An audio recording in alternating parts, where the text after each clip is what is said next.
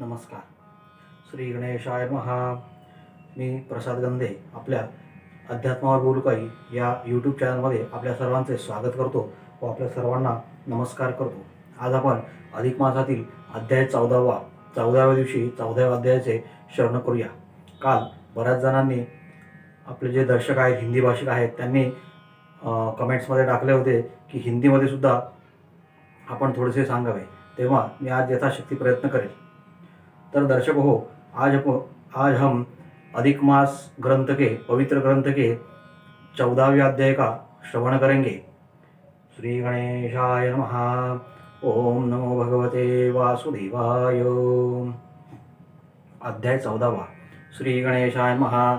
श्री पांडुरंग रुक्मिणीवरा मुनी मानस हृदयभृंगा नाम अनामातीत अभंगा नेयी भंगा दुरिदाते ऐका श्रोते सादराता मागील कथा भाग निरुता अनुमोदन देवनी तत्वता परिसाता कथानक ऋषी माझी शिरोमणी महाराज दुर्वासुनी वासवाते विचारुनी निघत आला तात्कालिक 60 सहस्त्र ऋषींचा मेळा घेऊन पात्राभूता मार्गी चालता तया विचार आठवला मानसी ते धन्या कृतकृत्याश्चतै प्राप्तं जन्मफलम्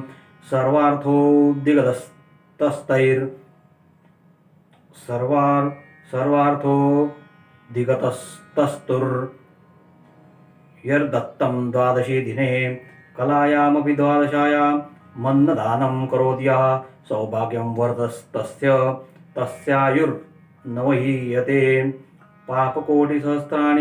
पापकोटिशतानि च विलयं यान्ति देवेशि बलमासे तिथौ मम दुर्वास विचारिणी यवनी ते धन्यया त्रिभुवनी जे अर्पिती द्विजान्नदाने कृतकृत्यतयाने पै सुफलदयाचा जन्म पाही व्रत तपेदाने सर्वही तीर्थाटने आदि करूनही साधिली त्याने द्वादशी या अन्नदाने करुणी पाही सकळ सौभाग्य तोलाही तया ते कधी न घडे अपाही पापक्षय होय तेने कोटी पापे घडली तयासी तरी संहारे एक द्वादशी तया माझी हिममासी विशेषी दानिजे या ऐसिया पर्व काळाते जे करीत नाहीत दानाते अन्नदान न घडे तया जयाते धिक तया ते जन्मोनिया जन्मा येऊनी केले काही आचार विचार पाहिलाच नाही अन्नदान केलेच नाही पुण्यलेश नाही गाठीसी जरी झाला श्रीमान परवा तरी काय करावे तयाचे गौरवा जो विन्मुख झाला केशवा तो काय जावा स्मशानी ते धन्य आचरिती व्रताते अनुसरले वन्नाते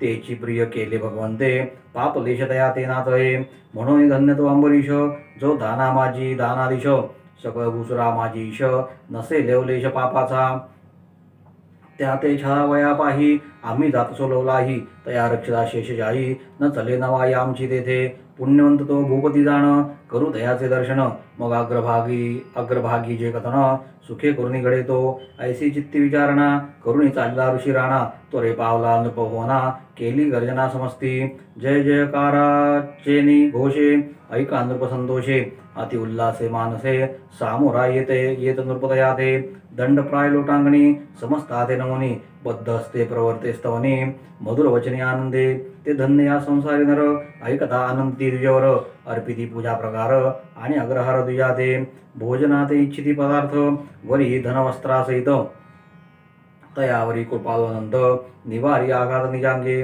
ब्राह्मण पातलिया निजगृही भ्रूल देसी ग्रंथी घातिली पाही म्हणती आमुचा हा तरी कामा नाही परता होई भटबावा ऐसे जे ब्राह्मणाते धिक्कार असो तयाते तैसा नव्हे अंबरीश नृपाथ परम भावार्थ विनवित धन्य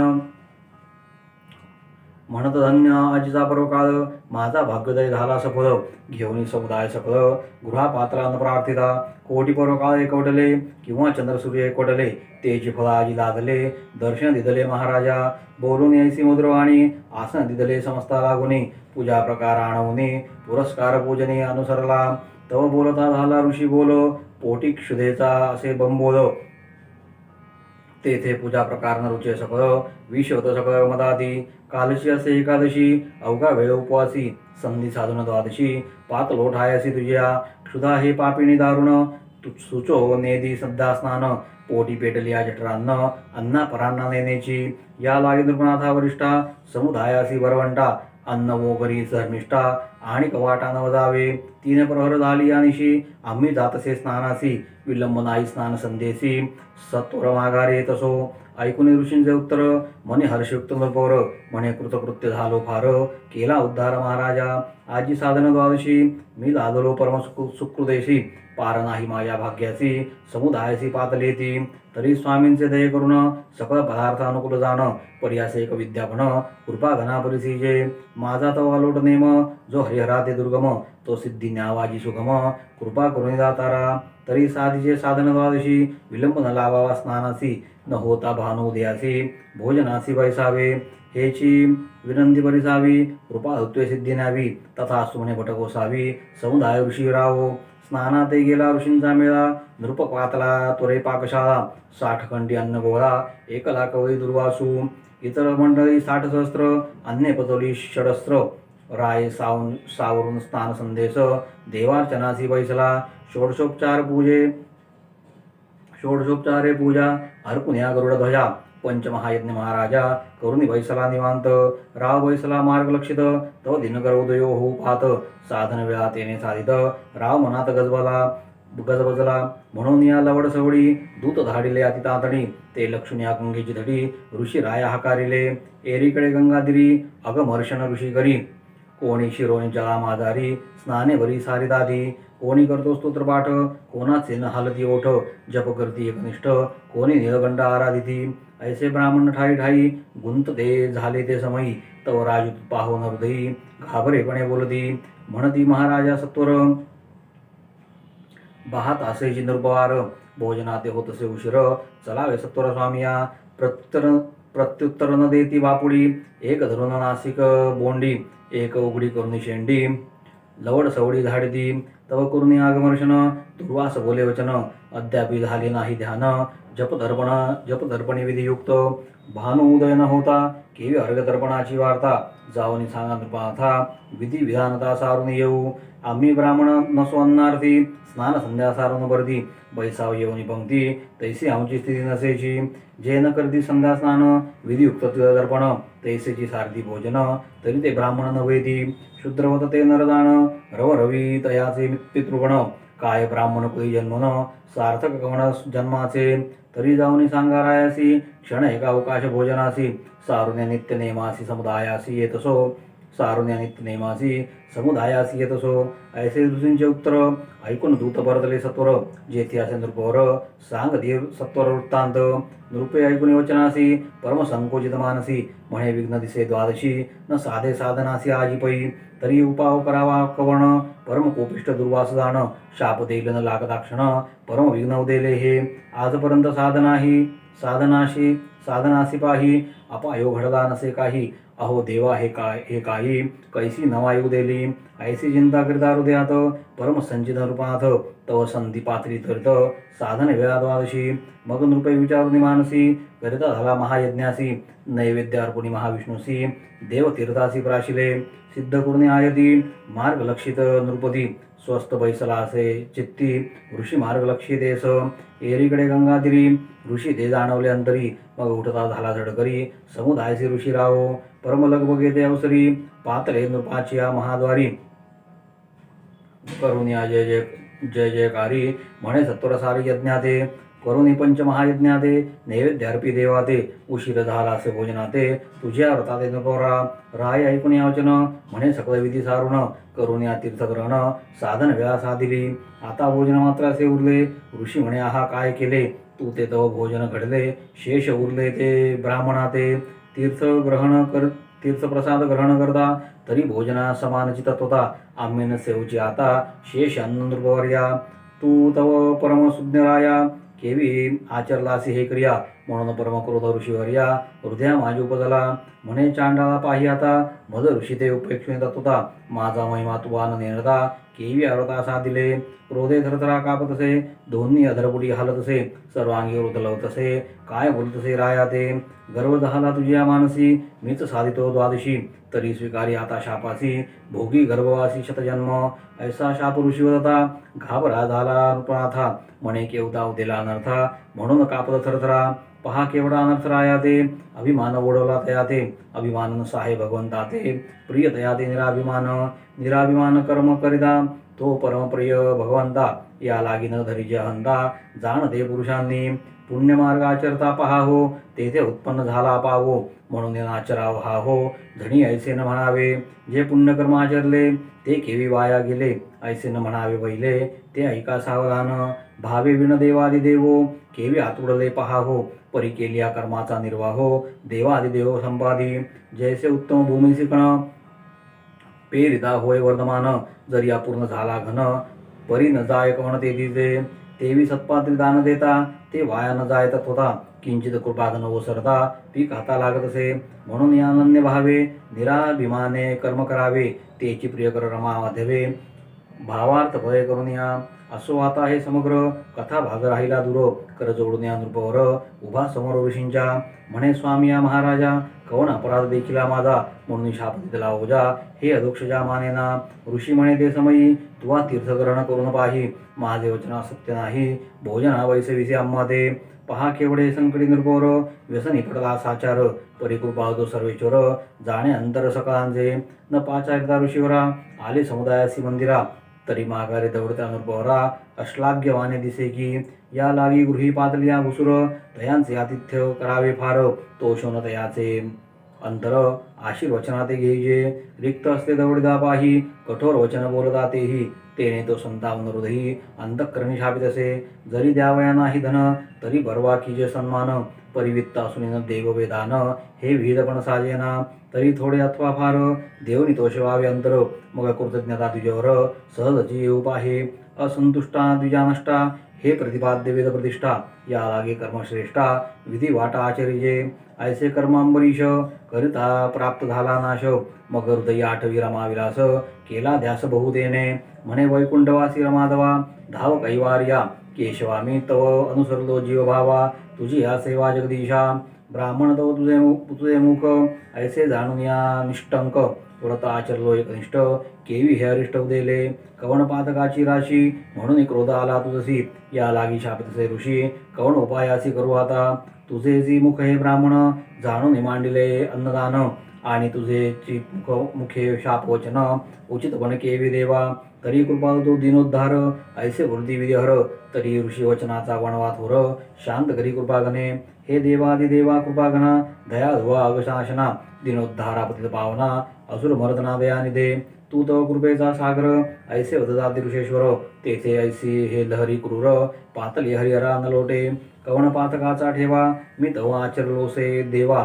म्हणून नयेची करुणा, हृदयी केशवा तुझिया, गर्भवासाचा चुकवावा पंथ, या लागी की जे दांग बोरत, तेथेही होतसे आघात, तरी समूळ मात उडे की, तरी दीनवत्सलता ते कैसी, केव दी गेलीसे ऋषिकेशी, सांग पा आम्हा दिनासी, विचारुनी मानसी गोविंदा, पहा करिता अन्नदान, राय देवडवले महाविघ्न, तोची प्रत्यमच लागून, आला जाण तात्काळी, ब्राह्मण भोजन केले प्रथम दिवशी, प्रचित देखील प्रातकाळसी, न येता न देता दुर्जनासी, गाठी पडली तात्काळी, तयाने ओढून नेले, राजद्वारी उभे केले, कारागृहाते भोगिले, अस्तमित अस्नात, प्रभुनगरी वचनान्याये, खोट्याचे खरे केले पाहे, दंड पावलो लवला आहे, रौप्य नाणे ऋषी संख्या, ऐसे पुण्यमार्गाचा प्रादुर्भाव, तात्काळ कळला पहा हो, अंबरीषा ते तोची न्यावो, घडे पहा हो अनयासे, मग करुणास्वर्यानंद, आळविता झाला नृपनाथ,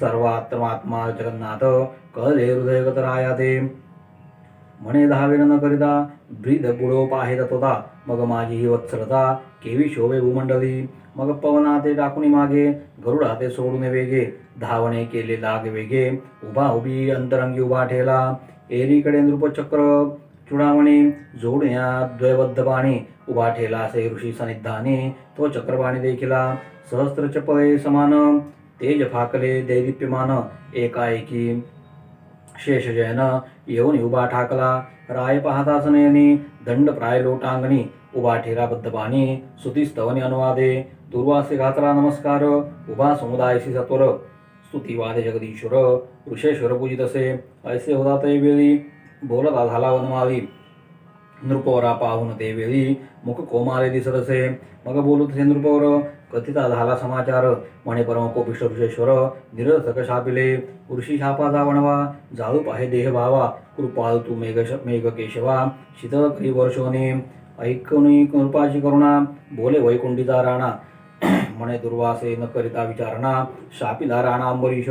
आदित मलमास विशेष, वरी द्वादशी तिथी सरस, नृपाचरता निर्दोष, तरी शापासा आधार घेवता. द्वादश्याम पारणेस्तु तोय दानम करोदियः, तत्तोयम सागरेस्तुल्यम सप्तभी सागरात्मजे. द्वादश्याम योदिने प्राप्ते तर्पणम कुरुते प्रिये, जलम तद्मृती भूय पितॄणामुपतिष्ठति. द्वादश्याम मन्नदानं वय्यः करोति सुमध्यमे, तेनैव तारिताः सर्वे नरकाच्छतपूर्वजाः. द्वादशी ते ब्राह्मणा ते उदक अर्पिले जरी त्या ते, तरी फळ लाभे अज्ञाते, स्वर्गी पितरांते संतोष. जयाने व्रत केले द्वादशी, पार नाही त्याच्या पुण्यासी, मी जनार्दन संतोषी. केवी तयासी अगातू, वरी केली अन्नदान, तयाचे पूर्वजा होय उद्धरण. न करी तरी रवरव दारुण, पितृगण भोगिती. ऐसी जे पुण्यतिथीसी, नृप आचरता पुण्यराशी, तरी केवी बाधिये तयासी. शाप भय ऋषीच्या, परितपश्चर्यागा मुनी, नेनो निवदले शापवाणी, तरी स्वयमी चक्रपाणी, सोसी न जाचनी गर्भवास. ऐसे वचन केशवाचे, ऐकुनी ऋषी बोले साचे, शतजन्म गर्भवासाचे वचन आमचे निघाले. तरी उशापवाणी ऐक, वरी ते शून्य टाकी एक, शेष उरे जो दशक, तो आवश्यक भोगीजे. त्याही माई चतुर्भागरीती, दोन्ही जलचरे दोन्ही वंचरेती, दोन विप्र दोन भूपती, रामकृष्ण तरती जडमूढ. ऐसा उशाप तथा वाचा, संतोष स्वामी दिनाचा, गर्भवास निरसेल रायाचा, स्वयं तयाचा अंगीकारी. मग आनंदोनिया नृपती, ऋषी मेळासी श्रीपदी. साधुन्या द्वादशी तिथी, कौतुक रीती दाविद, विमानानुई तात्काळी, नृप उद्धरिला ते वेळी. ऐशी द्वादशी नवाळी, ऋषी मंडळी विलोकित, समस्ती करून जय जयकार, नमिते झाले शारंगधर. अदृश्य झाला सर्वेश्वर, इतुका प्रकार वै झाला, कथा भाग परमाई केला, म्हणून शोधिया सकला, श्रवणद्वारे परसविला. एवं संपला पंचपर्व. इति श्री मलमास महात्म्य ग्रंथ पद्मपुराणाचे संमत मनोरसुत विरचित चतुर्दशोध्याय गुढः. श्रीकृष्णार्पणमस्तु. ओम यत्र योगेश्वर कृष्णो यत्र पार्थो धनुर्धरः, तत्र सर्वयो बुद्धिर्ध्रुवा नीतिर्मतिर्मम. तत्सत् श्रीकृष्णार्पणमस्तु. तर श्रोते हो, आज आपण 14व्या अध्यायाचं श्रवण केलं. त्यामध्ये काय सांगितले आहे ते आपण थोडक्यामध्ये समजून घेऊ. माझी यथामती मला जे समजले आहे तसे मी तुम्हाला सांगतो. तर आपण 13व्या अध्यायामध्ये बघितले होते की द्वादशी या तिथीचा साधना द्वादशी जी आहे, दशमी, एकादशी आणि द्वादशी, हे 3 दिवस एकत्र करून जे व्रत केले जाते त्याचा महत्त्व काय आहे आणि महात्म्य काय आहे, आणि विशेष करून अधिक मासामधलं महात्म्य काय आहे हे आपण काल 13व्या अध्यायामध्ये बघितलं होतं. त्यातलाच हा पुढचा भाग आज 14व्या अध्यायामध्ये आहे. तर मागच्या भागात जे आपण बघितले की इंद्राचे इंद्रपद जायची वेळ आली तेव्हा त्यांनी आपल्या ऋषींजवळ गेला व त्याने त्यांची विनंती केली. परंतु मागच्या भागात आपण हे बघितले की तेव्हा ऋषीसुद्धा राजावर राहून त्यांना थोडासा अहंकार वाढला व ते म्हणाले की आता मलाही या ठिकाणी गेले पाहिजे. तसं आपण बघितलं की चांगली संगती असेल तर संगतीचा परिणाम हा चांगलाच होतो. तर ह्या भागामध्ये 14व्या अध्यायामध्ये ऋषीश्वर आपल्या सर्व जनसमुदायासह त्या राजाजवळ गेले. राजाने सुद्धा आगत स्वागत केले आणि त्याला आनंद झाला. कारण भगवंतच सांगतात, ज्याच्या घरी ब्राह्मण जातो तेथे ब्राह्मणाची पूजा ही आद्यपणे झालीच पाहिजे. ती झाली म्हणजे ती पूजा मला लाभली असे भगवंत सांगतात. म्हणून ब्राह्मणाला आपल्या पृथ्वीवरील भूदेव किंवा भूसूर म्हणतात. आणि आपल्या वेदांमध्ये सुद्धा सांगितले आहे, पुरुष सूक्तामध्ये सुद्धा त्याचा उल्लेख आहे की ब्राह्मण हे भगवंताचे मुख आहेत. त्यामुळे त्या राजाला एवढा आनंद झाला की तो म्हटला, हे भगवान हो, ऋषीवर्य हो, आज माझे भाग्य फळायला आले आहे की आपण द्वादशीच्या दिवशी येथे आलेला आहात आणि द्वादशीच्या पारणाच्या वेळेला आपणाला मी अन्नदान नक्कीच करेल. त्यामुळे तो फार खुश झाला. तेव्हा ऋषीवर्य काय म्हटले की आम्ही आता गंगेवर जाऊन स्नान संध्या वगैरे आमचे सगळं काही अन्निक करून येतो, तोवर तू जेवणाची तयारी कर असे म्हटल्यानंतर त्या राजाने सर्व काही तयारी केली व तो वाट बघत बसला. परंतु सूर्योदय व्हायची वेळ आली तरी सुद्धा ते आले नाही. अशा वेळेला काय झाले की साधना द्वादशी असल्यामुळे याचे व्रत तुटेल अशी त्याला चिंता लागून राहिली. म्हणून त्यांनी आपल्या सेवकांना त्या ऋषीश्वरांना व त्यांच्या जनसमुदायाला बोलावणे धाडले. परंतु तिथे गेल्यानंतर त्या नोकर चाकरांनी बघितले, कोणी जप ध्यान करत बसलेले आहे, तर कोणी पाण्यामध्ये विहार करत आहे, तर कोणी जप करत आहे. त्यामुळे ते घाबरून गेले व ते म्हणाले, तरी त्यांनी घाबरत घाबरत त्यांना आवाज दिला की हे महाराजा, आपल्या राजांनी आपणाला सांगितले आहे की आपली जेवणाची सगळी तयारी झाली आहे, आपण लवकरात लवकर चलावे. तेव्हा ऋषीमुनी कोणीच लक्ष द्यायला तयार नाही. तेव्हा त्या सेवकांनी परत एकदा सांगितल्यानंतर ऋषी म्हणाले की राजाला जाऊन सांग की आम्ही असे काही ब्राह्मण नाही की आम्ही तुझ्याकडे जेवायला आलेलो आहे. आमचे संध्या तर्पण वगैरे सर्व विधी झाल्यानंतरच आम्ही येऊ. आता राजाला चिंता पडली, आता काय करायचे, आजपर्यंत असे कधी घडले नाही, आता काय करावे. तेव्हा त्यांनी भगवंताची आराधना केली आणि मनापासून प्रार्थना केली व त्यांनी तीर्थप्राशन करून घेतले व तो वाट बघत बसला. त्यानंतर सर्व ऋषीमुनी वगैरे आले, त्यांना समजले, त्यांचा योग एवढा असतो की त्यांना सगळे समजते कुठे काय चालले आहे. तेव्हा ते ऋषीमुनी आल्यानंतर राजाने जेवायची व्यवस्था केली, तेव्हा भोजन भक्ती वाढायची व्यवस्था केली. तेव्हा ते ऋषीवर म्हणाले की राजा, तू आमचा शब्द हा खाली पाडलेला आहेस आणि तू आधीच तीर्थप्राशन केलं. तीर्थप्राशन याचा अर्थ असा असतो की आपण जेवण केले आणि प्रसाद घेतला, भगवंताला स्मरून प्रसाद घेतला, असा त्यामागचा शास्त्राधार आहे.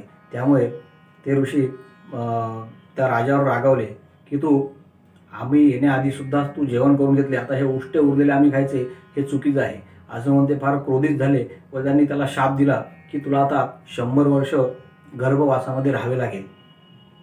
आता ते असे शाप दिल्यानंतर तो राजा थरथरा कापू लागला व तो हात जोडून विनवणी करू लागला की हे महाराज, माझी काय चुकी झाली आहे मान्य आहे मला, परंतु साधना द्वादशी आहे, माझे व्रत हे मोडले असते आणि मी भगवान विष्णूंची मोठी प्रार्थना करतो, त्यामुळे माझे हे व्रत मोडू नये म्हणून मी हा मार्ग स्वीकारला आहे.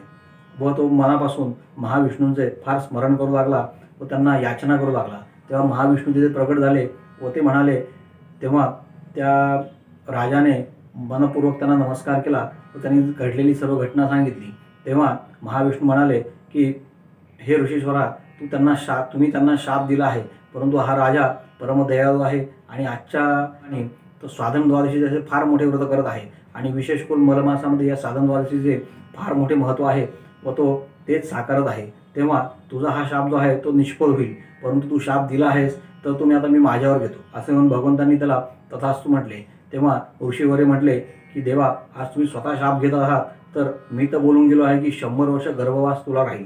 आता तुम्ही तो शाप घेतला आहे तर मी त्याच्यामधला वरचा शून्य कमी करतो, परंतु 10 वर्षाचा गर्भवास तरी घ्यावाच लागेल. त्याचंच विधान पुढे सांगितलं आहे शास्त्रामध्ये की 10 वर्ष भगवंताने शाप घेतला, परंतु 10 वर्षाचा जो शाप आहे तो 4 भागामध्ये विभागला गेला.